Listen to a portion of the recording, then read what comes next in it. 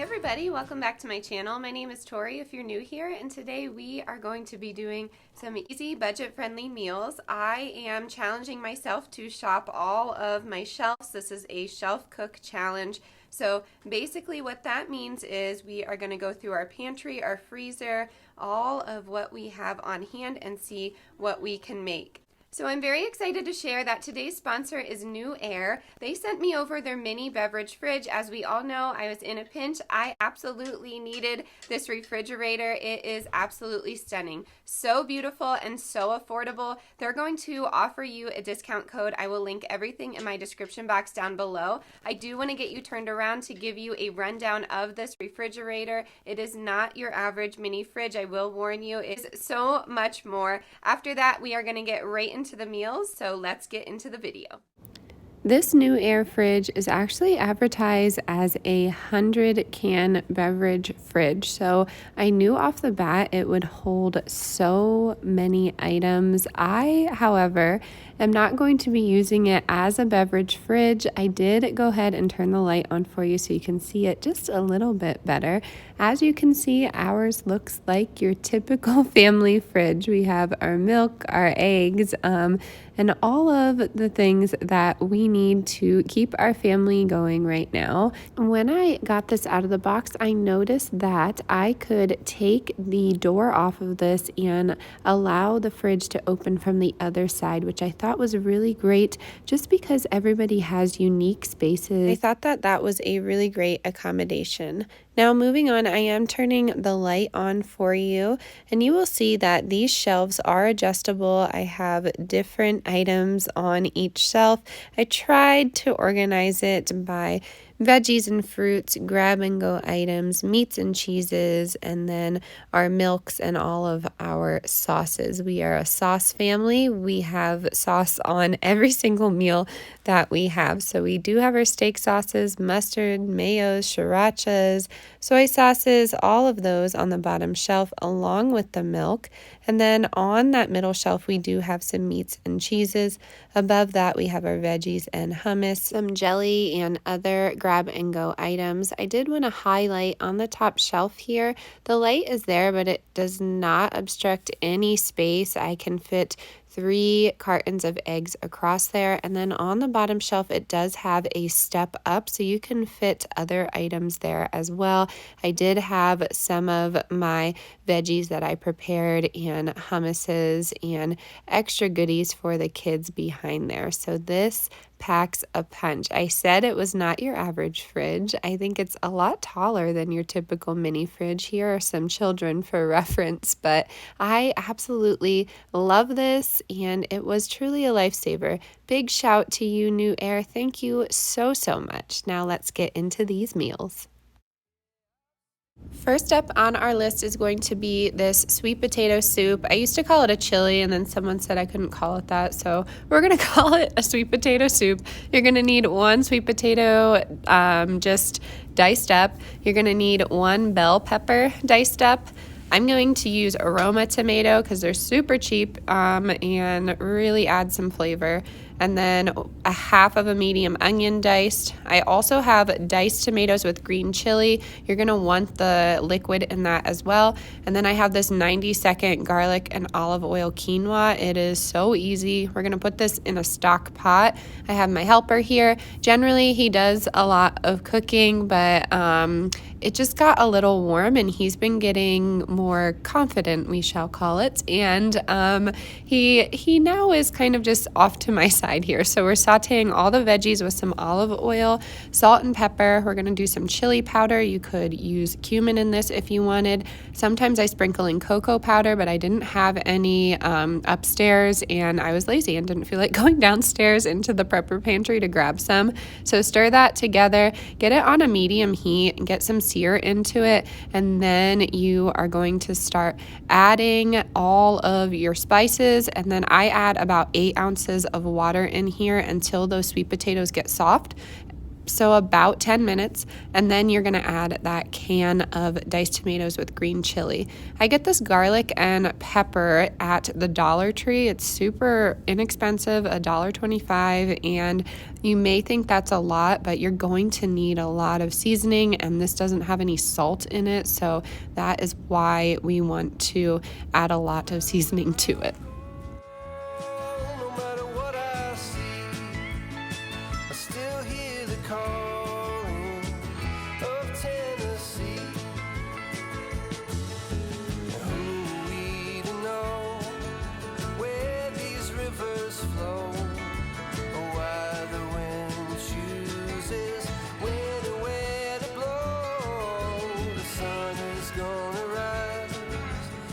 So I ended up reducing the heat, and then I went ahead and added that can.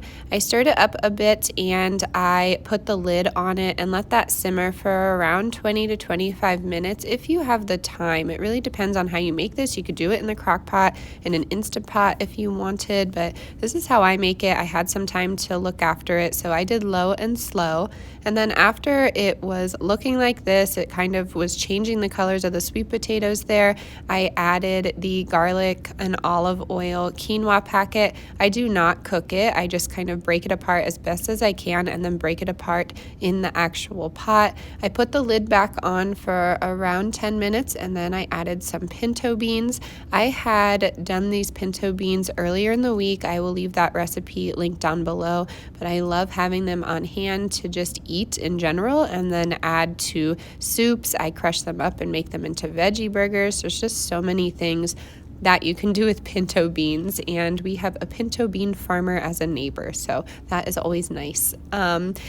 I love soup because of the toppings. I don't know about you, so I really love adding cheese to this, sour cream, green onion, guacamole, dipping tortilla chips in it, but it made around 12 portions. It's just a lot of soup here, and with my husband's, I do end up adding a can of chicken. That's when I try and reduce my cost by adding the can. They're really inexpensive at Walmart. I kind of dice it up in there, heat it up, and then add the fixings to the top of his. So we have plenty of soup here for the week, and then we're going to put the rest in the freezer and our brand new mini fridge. So if you remember in my meal plan earlier in the week, if you just search my videos, it's the last video we did, I did plan on doing fried rice bowls, kind of like a sushi bowl, if that makes sense, but I got a little sick of rice. I eat rice quite often, and I wanted to use some Chinese lo mein noodles. These are $2.97 at my local Walmart, but if you don't have that in the budget, go ahead and grab a pack of pasta noodles for around 99 cents, sometimes 82 cents. You could even get the thinner angel hair pasta if you wanted, but the ingredients are pretty similar: flour, water, oil, something like that. I know they're two different kinds of flour, but you're really not going to taste a difference. I actually enjoy the cheaper pasta because it stays al dente with this dish, and sometimes the lo mein noodles stick together and tend to get a little mushy, if that makes sense, but it is a nice change up. I do have some tofu for myself, and then I have the rest of the can of chicken for my husband. I just drizzle on some of the sweet and sour stir fry sauce. If it's not in the budget, go ahead and grab a few packets when you get your next sushi order or something like that, or leave it out. Tofu and chicken can be flavored with the lo mein dish itself. And then I do have some broccoli and cauliflower I'm putting in there, as well as star of the show, my 80-cent pineapple from Natural Grocers. If you have a Natural Grocers or Vitamin Cottage, I really suggest that you go into their $2 bin of bruised and battered fruits, we shall say, but next to that, on the bottom of that, they have other things too. So this was marked at 80 cents. I am going to cut that up, and I did cube my tofu already. So with my pineapple, I have been trying to incorporate these little things into most of my videos, if you haven't noticed, but I'm going to attempt to regrow a pineapple. I've tried it before and failed because I just didn't give it enough love. So I'm cutting this little part off of the pineapple. That's why it was marked to 80 cents. It's an organic pineapple too, so yay. I'm going to cut up a little portion of it and add that to the lo mein, kind kind of like a pineapple fried rice, but with lo mein. And I'm going to cut up the rest, and that can be used on the side for lunches this week, but I'm excited. I will show you in a little bit how we are going to attempt to regrow this pineapple. It is the next day here, so my helper is quietly eating a grilled cheese sandwich, hopefully here. We are going to add some broccoli and cauliflower to the pan. It is frozen. I just added a little bit of oil to the bottom of the pan, some avocado oil, and then I'm adding the rest of the pineapple, that little portion we set aside, as well as a splash of soy sauce. That soy sauce is from Target. It is close to $2, and I used about 2 tablespoons. So if it's in the budget, do it. If not, I get that, so just add some water to the pan just to get things thawed out.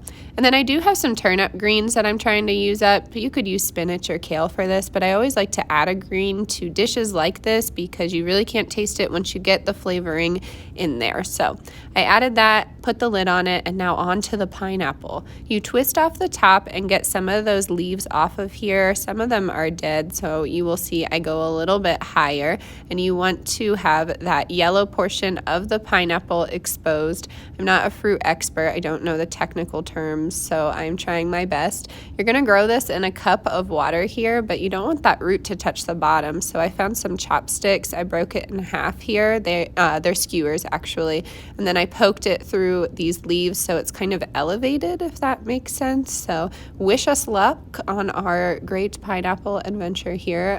It would be really fun to have a tiny pineapple growing from the top of this. Let me know if you have done this before or if you want to try it.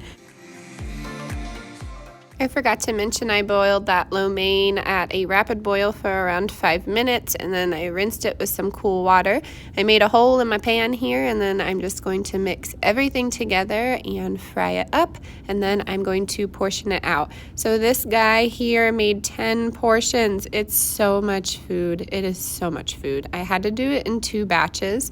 I did end up adding a few extra little things to our lo mein. It depends how you like your food like this. So I have some black sesames on top, and then on my side I have some cubed tofu with the sweet and sour and green onion. I'm just showing you one portion of this, and then I will show you all of them towards the end. And then for my husband's, I have the canned chicken. You could alternatively do canned salmon, canned tuna, fresh tuna, really anything here, but that sweet and sour really kicks it up a notch. And then I'm going to serve it with some pineapple on the side. Yum. Next up, I always try and do, I'm going to air quote this because I don't like the word, a normal dish, something plain and simple.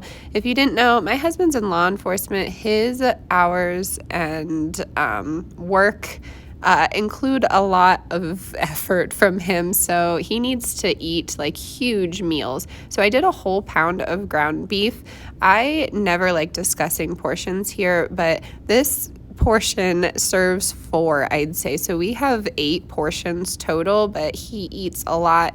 He doesn't get really a long time to eat. So I try and keep it simple, try and keep it a 1-pot dish for him.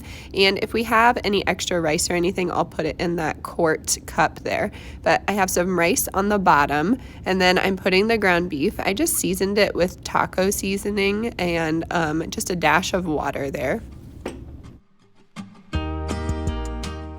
Next up are some refried beans. When my husband's trying to like bulk up, we add duck fat to his meals. That's something that he learned with people that he follows. So I mixed it up a little bit, heated it up, and then pushed it to the side here. I'm going to end up adding some queso cheese. If you go to Safeway right now, there's a huge coupon for this and you can get it for free. I have some salsa to go on the top of it, and that's it. I pack some avocado on the side for some healthy fats. He's not a fan of avocado, but when you mix it in here, he really doesn't mind it.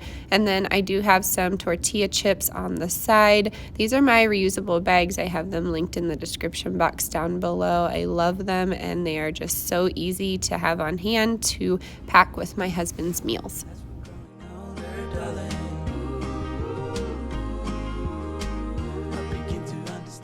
This is a easy meal that we put together. I took everything that needed to be taken out of the freezer and came up with this. We do have some 4-cheese gnocchi. I don't know if you remember, but a while back, Target was having this on sale. It was like 65% off. They still carry this, but you can get a cheaper version of like fettuccine Alfredo frozen like this, and it will work just the same. This is vegetarian, but the cheese comes separately, so I'll show you how I do that. I have some turnip greens in there as well as the broccoli and cauliflower.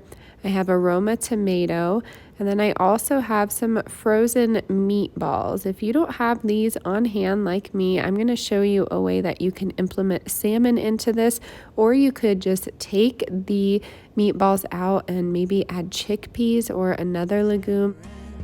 We have to try and keep the mood up, stay.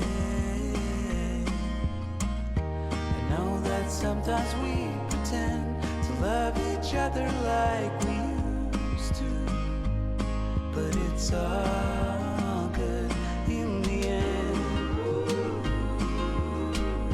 'cause as we're growing older, darling. So this kind of reminds me of a casserole that I grew up with, tuna noodle to be exact, but I think this would be really tasty with some salmon in it as well. The cheese that comes with the gnocchi is kind of a sharper cheese. It does have a creaminess to it, but complemented with salmon, it would be really delicious. So I'm just showing you here, the cheese comes in little balls like this. If you cannot eat cheese, just take these and put it to the side and then cook the gnocchi separately. The gnocchi itself is completely dairy-free and it doesn't have any eggs in it, so that is good. I am going to stir this around, cover it, let it simmer for around 10 minutes, and then I will come back to it.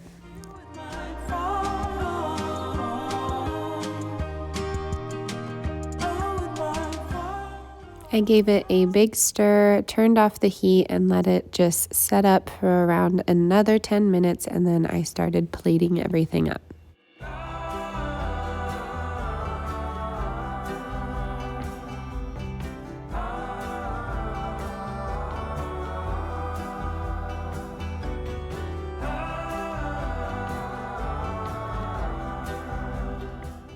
Here is the finished product. Please don't forget, all of my recipes will be typed out in this video down in the description box down below. Please let me know if you have any questions about these recipes. The misty bright moonlight, I were told. Alrighty everyone, that is going to do it for today's video. I really hope you enjoyed all of these easy meals that were shelf cooked and are on the cheap. Big shout to Newair. Thank you so much for sending me that amazing refrigerator. Please don't forget that all of their information will be linked in the description box down below, and the discount code is there as well. As always, stay adventurous, stay creative, and I'll see you next time. Bye everyone.